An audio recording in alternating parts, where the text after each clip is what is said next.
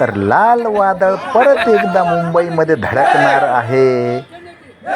सर्व आपल्या मागण्या घेऊन हे लाल वादळ कुणालाही त्रास न देता नाचत गाजत वाजत अतिशय शांततेत आपल्या शेतकरी बांधव आपल्या मागण्यासाठी मोठ्या आनंदात उत्साहात कडाकीच्या थंडीमध्ये जंगल दर्या खोऱ्यामध्ये मुक्काम करत करत हे लाल वादळ आपल्या मागण्यासाठी नक्कीच मुंबईमध्ये धडकणार आहे.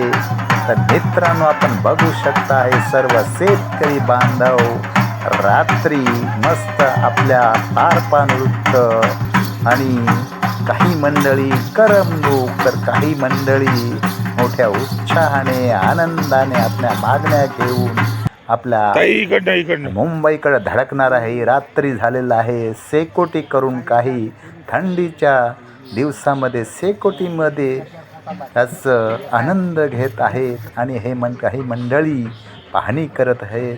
आणि हा रात्रीचं दृश्य बघा, पूर्ण गाड्या लोक झोपलेले आहेत आणि मस्त मोठ्या आनंदात मोठ्या वातावरणात मोठ्या उत्साहात लाल वादळ आपल्या मागण्या घेऊन मुंबईला धडकणार, यात कुठलीही शंका नाही. आया बाया म्हाताऱ्या सर्व महिला